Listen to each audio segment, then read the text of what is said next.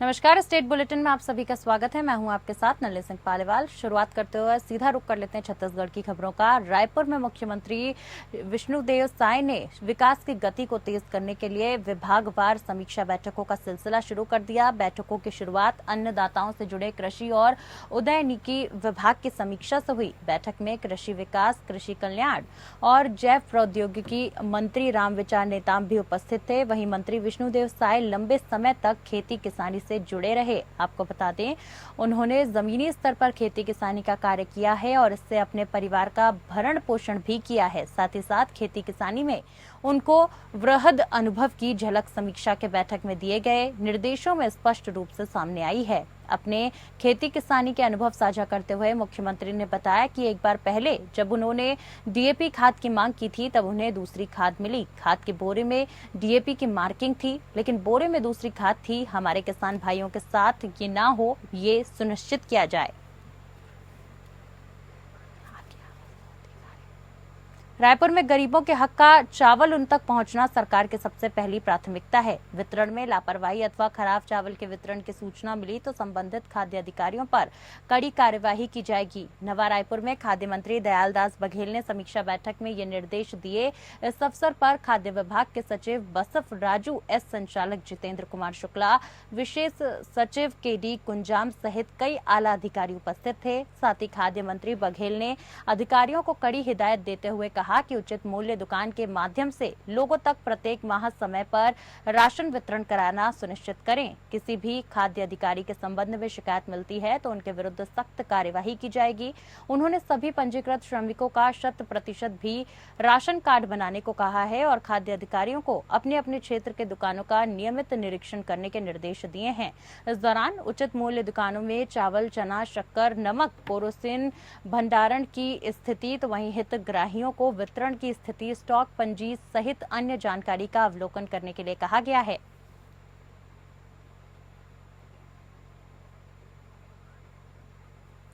मुख्यमंत्री विष्णुदेव साय ने राजधानी स्थित अपने निवास कार्यालय में सतनामी महासभा समिति के प्रतिनिधि मंडल से चर्चा की। उन्होंने प्रतिनिधि मंडल को आश्वासित करते हुए कहा कि हाल ही में बलौदाबाजार जिले की घटना बहुत ही निंदनीय है। इसमें दोषियों के खिलाफ कड़ी से कड़ी कार्यवाही होगी। उन्होंने इस दौरान समाज के लोगों को आश्वस्त किया कि निर्दोष लोगों को किसी भी तरह से प्रताड़ित नहीं किया जाएगा। उन्होंने समाज के लोगों को भरोसा दिलाया कि शासन प्रशासन की तरफ से की जाने वाली कार्यवाही पूर्णतः न्याय संगत होगी। साथ ही कहा कि छत्तीसगढ़ शांति का टापू है और यहाँ सामाजिक समरसता के साथ विकास हमारी सरकार की प्राथमिकता है।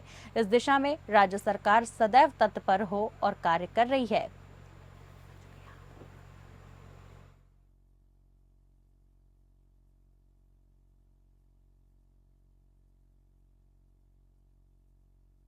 खबर रायपुर से है। रायपुर में कलेक्टर डॉक्टर गौरव सिंह ने कलेक्ट्रेट परिसर स्थित रेड क्रॉस सभा कक्ष में जिला पंचायत के कार्यों की समीक्षा की। समीक्षा बैठक में कलेक्टर डॉक्टर सिंह ने रायपुर जिले में ड्रोन दीदी तैयार करने के निर्देश दिए। उन्होंने कहा कि मनरेगा कार्यों से जुड़ी महिलाओं को ड्रोन दीदी के रूप में विकसित किया जाए। इसके लिए जिले की महिलाओं को प्रशिक्षण देकर प्रशिक्षित भी किया जाएगा। इससे उन्हें रोजगार के अवसर प्राप्त होंगे। साथ ही साथ कलेक्टर ने विभिन्न कार्यों के प्रतिदिन का प्रगति रिपोर्ट तैयार करने के लिए कहा। इस अवसर पर जिला पंचायत सीईओ विश्वदीप, अतिरिक्त सीईओ HK जोशी समेत कई अन्य अधिकारी और कर्मचारी मौजूद रहे। राजनांदगांव जिले में लगातार ईडी की टीम राइस मिलों ठिकानों पर छापेमारी कर कार्रवाई कर रही है, जिससे कि कारोबारियों में हड़कंप का माहौल मचा हुआ है। बीते दिनों जिले के डोंगरगढ़ क्षेत्र में राइस मिल एसोसिएशन के प्रदेश अध्यक्ष मनोज अग्रवाल के घर कार्यवाही के बाद ईडी की टीम राजनांदगांव शहर के अनुपम नगर पहुंची। बताया जा रहा है कि जिले के छुरिया क्षेत्र में संचालित राइस कारोबारी के संतोष अग्रवाल के घर ईडी की टीम ने पहुंचकर जांच पड़ताल की है। ईडी की टीम के यहां पहुंचने से अन्य कारोबारियों भी सकते हैं। आपको बता दें कि तमाम कारोबारी सकते में पड़ गए हैं। तो वहीं सुबह से ही यहां भारत सरकार लिखे 2 वाहनों में ईडी की टीम पड़ताल के लिए पहुंची हुई है। राइस मिलरों के ठिकानों पर लगातार ईडी की तरफ से की जा रही कार्रवाई से किस बड़े मामले का खुलासा होने की संभावनाएं बनी हुई हैं।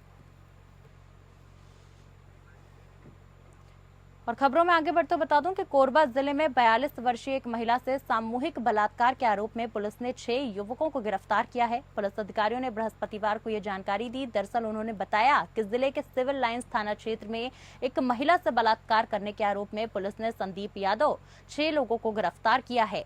वहीं महिला ने पुलिस में शिकायत की है कि बीती रात जब वे घर पर अकेली थी तब ये सभी युवक उसके घर में जबरन घुस आए और उन्होंने डरा धमकाकर उसके साथ बलात्कार किया। वहीं पुलिस अधिकारियों ने बताया कि महिला की शिकायत पर पुलिस ने सभी युवकों को गिरफ्तार कर लिया। फिलहाल उन्होंने बताया कि पकड़े गए आरोपी क्षेत्र के पुराने बदमाश हैं और जेल भी जा चुके हैं।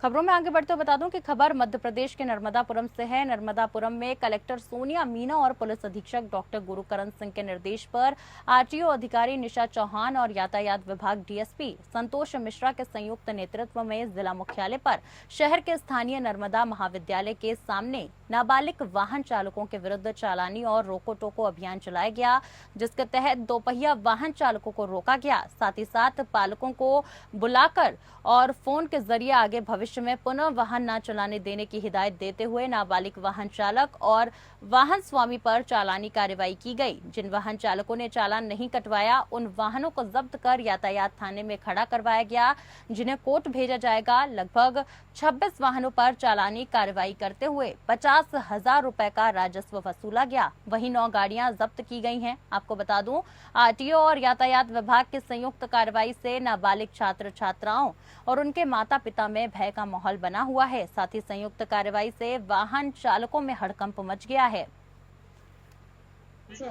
वो ऐसे पाए जा रहे हैं कि गाड़ी चला रहे हैं लगातार, एक्सीडेंट भी हो रहे हैं, हादसे भी हो रहे हैं, तो इनको सनराइज भी दे रहे हैं, साथ में चालान भी काट रहे हैं। कोर्ट में जो लोग जुर्माना नहीं भर रहे हैं, जैसा कि डीएसपी ट्रैफिक ने भी बताया अभी कि वाहन चालक और वाहन स्वामी दोनों पे जुर्माने का प्रावधान है।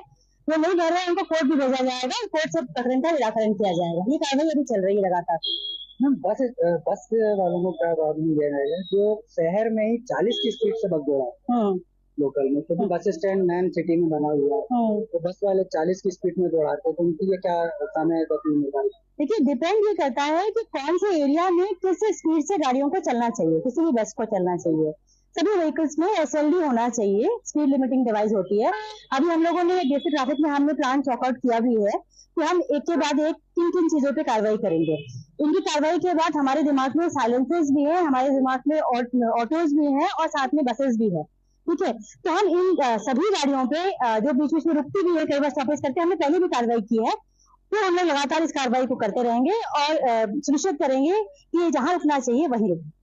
मध्य प्रदेश के दतिया जिले में एक सड़क हादसे में 5 लोगों की मौत हो गई, जबकि 15 से ज्यादा लोग गंभीर रूप से घायल हैं। दरअसल रतनगढ़ माता मंदिर पर जवारे चढ़ाने जा रहे श्रद्धालुओं की ट्रैक्टर ट्रॉली पलट गई। गंभीर रूप से घायलों को ग्वालियर रेफर किया गया। तो जानकारी के अनुसार दीसवार गांव के श्रद्धालु कई ट्रैक्टर ट्रॉली में सवार होकर जवारे चढ़ाने के लिए रतनगढ़ माता मंदिर जा रहे थे। इनमें से एक ट्रैक्टर ट्रॉली अनियंत्रित हो गई और पुलिया से नीचे जा गिरी। उसमें लगभग 30 लोग सवार थे। इस हादसे में 5 लोगों की मौत हो गई। तो वहीं मृतकों में 3 लड़कियां और 2 महिलाएं हैं। इनमें एक महिला और उसकी 2 बेटियां शामिल हैं। इस हादसे में घायल हुए कुछ लोगों की हालत बेहद गंभीर बताई जा रही है, जिन्हें ग्वालियर रेफर कर दिया गया है। साथ ही स्थानीय लोगों ने बताया कि गांव के लगभग 200 श्रद्धालु अलग अलग ट्रैक्टर ट्रॉली में सवार होकर रतनगढ़ माता के मंदिर जा रहे थे। आगे बढ़ते हुए रुख कर लेते हैं झारखंड की खबरों का। मुख्यमंत्री चंपाई सोरेन ने जेएसएससी को सितंबर 2024 तक 35,000 पदों पर, पुलिस विभाग को 5,499 पदों पर बहाली प्रक्रिया पूरे करने के निर्देश दिए हैं। साथ ही सोरेन प्रोजेक्ट भवन में नियुक्तियों को लेकर अधिकारियों और जेएसएससी के अध्यक्ष के साथ की उच्च स्तरीय बैठक कर रहे थे। बैठक के दौरान सीएम को डीजीपी ने बताया कि झारखंड उत्पाद आरक्षी प्रतियोगिता परीक्षा के अभ्यर्थियों का शारीरिक दृश्यता परीक्षण इसी माह शुरू हो जाएगा। इसकी प्रक्रिया पूरी होने पर सफल अभ्यर्थियों की सूची जेएसएससी को उपलब्ध करा दी जाएगी। वहीं मुख्यमंत्री ने स्पष्ट निर्देश दिए हैं कि कि झारखंड उत्पाद सिपाही और झारखंड आरक्षी प्रतियोगिता परीक्षा के अभ्यर्थियों के शारीरिक दृश्यता परीक्षण में पारदर्शिता और निगरानी के लिए आधुनिक टेक्नोलॉजी का इस्तेमाल करें। साथ ही सीएम ने जेएसएससी को भी कहा है कि आयोग जो कि कैलेंडर जारी करे उसी की प्रतियोगिता परीक्षाओं का आयोजन करे। जेएसएससी की तरफ से जो भी प्रतियोगिता परीक्षाएं आयोजित हों उसमें पूरी गोपनीयता और पारदर्शिता बरती जानी चाहिए। साथ ही इसमें किसी भी तरह की अनियमितताएं बर्दाश्त नहीं होंगी। अगर पेपर लीक जैसी घटनाएं होती हैं तो जो भी दोषी पाए जाएंगे उनके खिलाफ कड़ी और सख्त से सख्त कार्यवाही की जाएगी।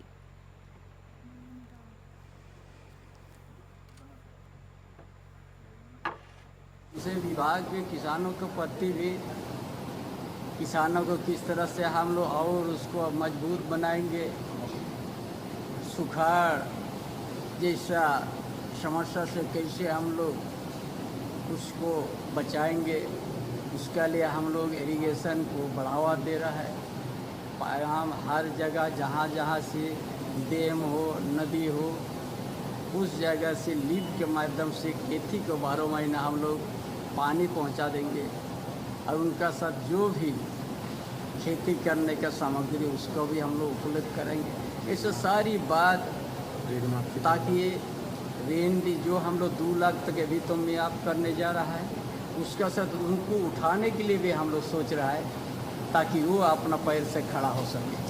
बोकारो में नगर निगम स्थित चीरा चास के संथाल टोला, तुरी टोला आदि बोकारो विधानसभा के कई इलाकों में पानी की लचर व्यवस्था ही नहीं है, बल्कि नगर निगम के कर्मचारी और अधिकारियों से चासवासी प्रताड़ित हो रहे हैं। झारखंड की सोरेन सरकार ने लोगों को इस भीषण गर्मी में पानी के लिए त्राहिमाम कर रखा है। इसे किसी भी कीमत में बर्दाश्त नहीं किया जा सकता। उक्त बात करते हुए बीजेपी के वरिष्ठ नेता डॉक्टर प्रकाश ने कहा कि पूरे बोकारो विधानसभा के हर गरीब को पानी के एक एक बूंद के लिए पिछले कई वर्षों से तरसना पड़ रहा है।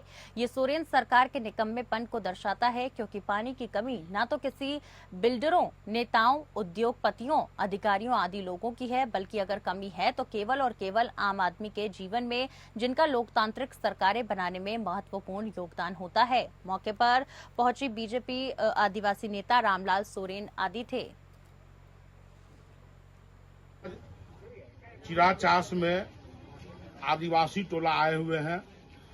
यहाँ तुरी लोग भी रहते हैं, गोप लोग भी रहते हैं, जो प्योर झारखंड के मूलवासी हैं, जिसकी बात कल्पना सोरेन जी करती हैं, जिसकी बात चंपई सोरेन जी करते हैं, जिसके विकास के नाम पर वोट लेकर जीतते हैं और सरकार झारखंड में चला रहे हैं।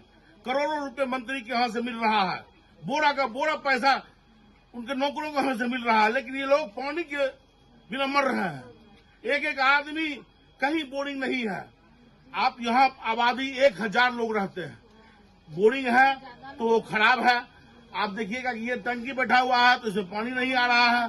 2-2 किलोमीटर से 3-3 किलोमीटर से लोग पानी ला रहे हैं। अगर व्यवस्था पानी का दुरुस्त नहीं किया गया जिला प्रशासन के द्वारा, तो जिला प्रशासन को जाकर हम लोग मारकर दुरुस्त कर देंगे। ये अपराध है। पानी नहीं देना, लोग गर्मी से प्यासे मर रहे हैं। बोकारो और चंदन कियारी विधानसभा क्षेत्र में गंभीर बिजली संकट को लेकर बोकारो सर्किट हाउस में हाई प्रोफाइल बैठक नेता प्रतिपक्ष अमर कुमार बाउरी की अध्यक्षता में आयोजित की गई। इस बैठक में धनबाद के बीजेपी सांसद ढुल्लू महतो, बोकारो बीजेपी विधायक Biranchi Narayan DC, Bokaro DVC, Bokaro steel और झारखंड ऊर्जा वितरण निगम के अधिकारी मौजूद रहे। इस दौरान बिजली समस्या को लेकर गंभीरता पूर्वक विचार विमर्श किया गया। साथ ही साथ बिजली विभाग के अधिकारियों ने बताया कि अगले 3 दिनों तक 15 से 16 घंटे बिजली आपूर्ति की जाएगी। वहीं 3 दिन के बाद लगभग 24 घंटे की बिजली आपूर्ति क्षेत्र की जनता के लिए किया जाएगा। बैठक में अधिकारियों ने पोल, तार, इंसुलेटर, ट्रांसफार्मर सहित अन्य सामानों की खरीदारी नहीं होने का रोना भी रोया। इस दौरान बैठक में सरकार को रिक्विजिशन भेजने की बात भी कही गई है। और देखिए, आपको बता दें कि गंभीर बिजली संकट को लेकर यह बैठक की गई, जिस बैठक में कई सारे अहम मुद्दों पर बात हुई। बैठक में अधिकारियों ने पोल, तार, इंसुलेटर, ट्रांसफार्मर सहित अन्य सामानों की खरीदारी नहीं होने का रोना भी रोया। तो इसी दौरान बैठक में सरकार को रिक्विजिशन भेजने की बात भी कही गई है। झारखंड की राजधानी रांची में बिजली पानी की समस्या ने आम लोगों का जीवन अस्त व्यस्त कर दिया है। लगातार झारखंड की राजधानी रांची में पानी की समस्या हो रही है, जिसे लेकर राष्ट्रीय युवा शक्ति ने बिजली पानी की समस्या को लेकर आज डोरंडा स्थित कुसई कॉलोनी पीएचडी कार्यालय में घेराव किया है। मौके पर उनके अध्यक्ष उत्तम यादव सहित सभी ने कहा कि जिस तरह से सभी पानी की समस्या हो रही है, इससे साफ जाहिर होता है कि पूरे झारखंड में बिजली और पानी की क्या स्थिति होगी। साथ ही घरों की महिलाएं रात भर लाइन में लगी रहती हैं, पीने के लिए पानी नहीं मिल रहा। साथ ही साथ आम लोगों को कई सारी परेशानियों का सामना करना पड़ रहा है। परेशानी को देखते हुए हम लोगों ने आज विरोध प्रदर्शन और घेराव कार्यक्रम किया है। हम लोग पानी की समस्या को लेकर आए हैं। पानी की किल्लत जो राजधानी रांची में जो भी वार्ड में जाइएगा, वार्ड 3400, वार्ड 2800, वार्ड 27, कोई भी वार्ड में पूरी रांची में पानी की समस्या है। और समस्या ऐसा है जो 8-10 में नौकरी कर रहे हैं, पानी की वजह से ड्यूटी नहीं जा पा रहे हैं। मैं ये कहना चाहूंगी कि ये हम लोग एक बार पिछले साल 22 तारीख को चिलचिलाती गर्मी में इससे भी बड़ी बहुत विशाल रैली हम लोगों ने निकाला था, लेकिन उसको राजनीतिक मुद्दा दे दी गया और हम लोग को आश्वासन देके पीएचडी विभाग के अफसर हम लोगों से मिलने आए थे और उन्होंने हमें आश्वस्त किया था कि 6 महीना के अंदर हमारे पानी मतलब 24 में पानी की किल्लत से वो हमें दूर करेंगे। आप भी देख रहे होंगे कि रांची राजधानी में अभी बिजली की समस्या और पानी की समस्या, घरों की महिलाएं रात भर लाइन में खड़ी रहती है पानी के लिए, और जब पानी मिलता है तो वो इतना गंदा पानी रहता है क्योंकि आदमी घर में कोई काम नहीं कर पाता है। अभी राजधानी रांची के लोग 8-8 दिन तक नहा नहीं रहे, पीने के लिए पानी नहीं मिल रहा है, नहाएंगे कहाँ।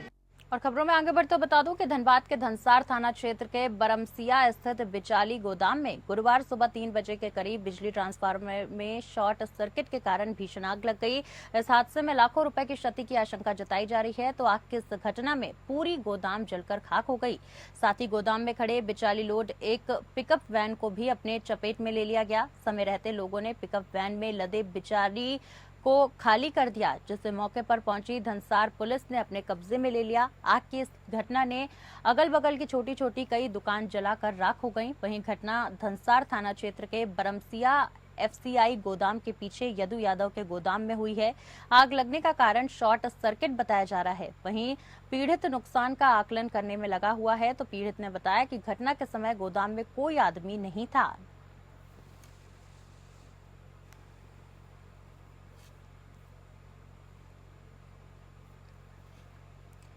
पंडरा थाना क्षेत्र के बाजरा में अपराधियों ने दुस्साहस दिखाते हुए पंचवटी ज्वेलर्स में लूट की घटना को अंजाम दिया। गुरुवार दोपहर 3 की संख्या में हथियार बंद अपराधी अचानक दीपक साहू के पंचवटी ज्वेलर्स पहुंचे और दुकानदार को अपने कब्जे में लेकर लाखों के गहने लूटकर फरार हो गए। दरअसल तीनों अपराधी हथियार से लैस थे। जेवर दुकानदार के अनुसार लाखों के गहनों की लूट हुई है। वहीं स्टॉक मिलाने के बाद ही पता चलेगा कि कितना जेवर अपराधी ले गए हैं। लूट की सूचना मिलते ही पुलिस पहुंची और आगे की कार्यवाही शुरू कर दी गई। साथ ही साथ जेवर दुकान में लूट की सूचना मिलते ही पूरे शहर में सघन चेकिंग अभियान शुरू कर दिया गया। जेवर दुकानदार ने बताया कि तीनों अपराधी एक ही मोटरसाइकिल पर सवार होकर फरार हुए थे।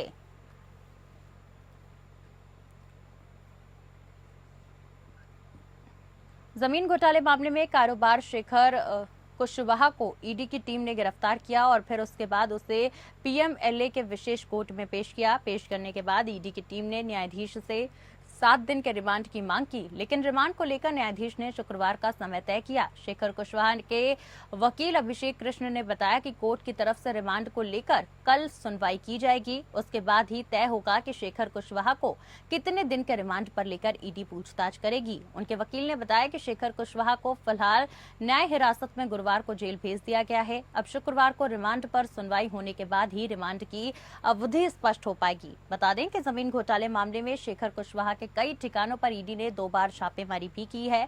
वहीं ईडी की तरफ से कई बार शेखर कुशवाहा को समन भी जारी किया गया है, लेकिन वो समन जारी होने के बाद भी कार्यालय नहीं पहुंच रहे थे।